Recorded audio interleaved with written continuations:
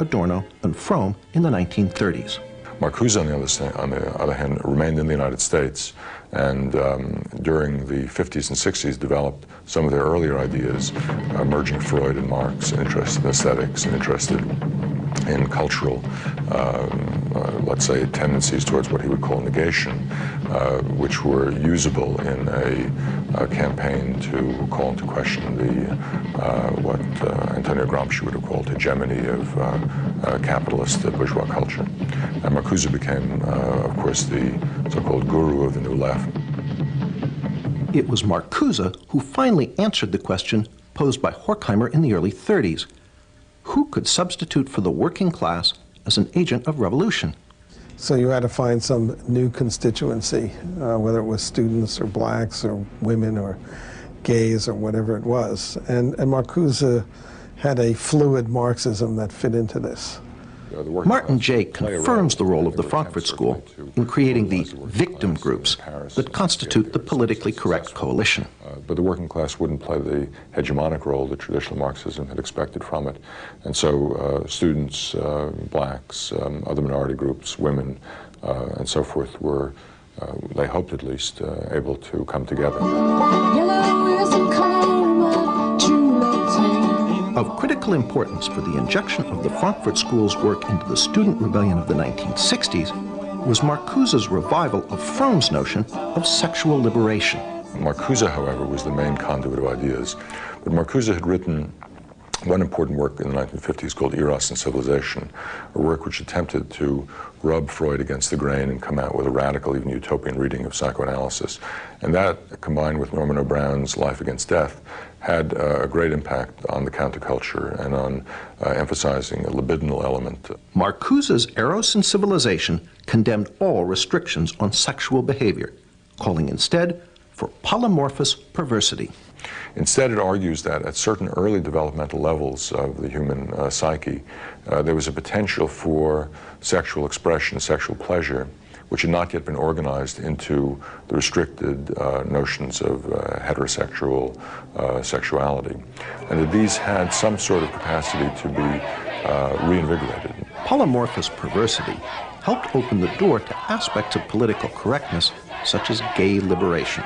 This was his idea of what human society, a good human society, should be based on, was a certain kind of polymorphous perversity and narcissism, which by liberating non-procreative eros, was his term, we would find great enlightenment and great happiness. This was supposed to be the key to utopia. David Horowitz ties Eros and Civilization directly into the 60s rebellion he was part of.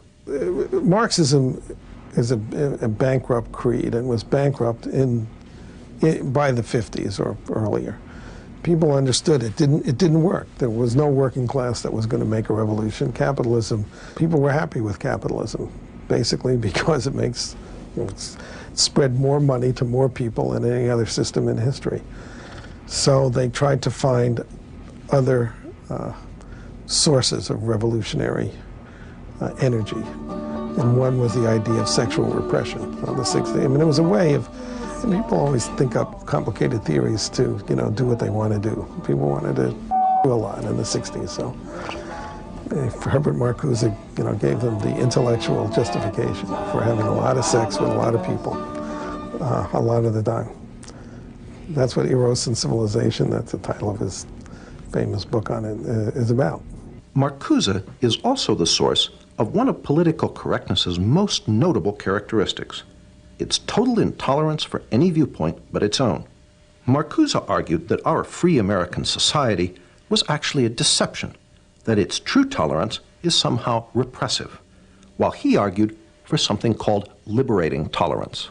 And what he meant by that was liberating toleration or liberating tolerance meant intolerance from ideas and movements from the right and tolerance for any ideas from the left. It's a recipe for repression. Even Martin Jay, a great admirer of the Frankfurt School, admits the totalitarian aspect of Marcuse.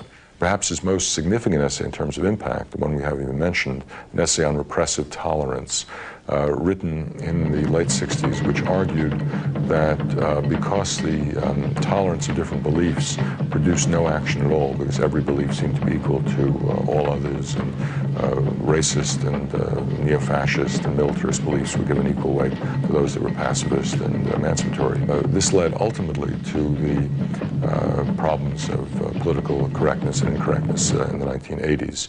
That is to say, if you had a strong notion of who was politically correct, you could then be intolerant of those who weren't. And sometimes this can be used as a license by people on the left to deny free speech to people they disagreed with. Through these works, Marcuse became the main agent of transmission of the Frankfurt School's ideas. Marcuse was a tremendously important influence on the thinking of young people in those days. He was one of the spiritual fathers of the movement. And through Marcuse, the New Left found the rest of the Frankfurt School.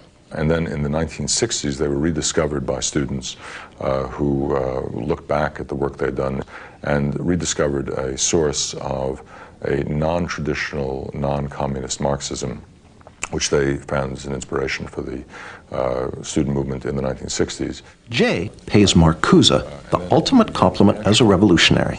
He became a kind of celebrity. I mean, in Paris, there were banners that said Marx, Mao, and Marcuse. So he was, luckily because of the alliteration up there with a couple of pretty heavy hitters. And the consequences of the Frankfurt School's work now engulf us all. Martin Jay pays them due credit.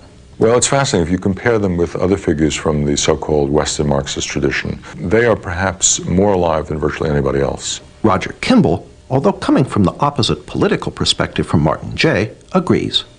The institution of the ideas of radical multiculturalism in the academy and what you might call its enforcement wing, namely the ideology of political correctness, testify to the vitality of some of those ideas, some of the ideas of the Frankfurt School. We asked former New Left leader David Horowitz what the members of the Frankfurt School, Horkheimer, Adorno, Marcuse, might think if they could come back and visit one of America's politically correct campuses today. Well, I'm sure they would be thrilled because they would be, gods.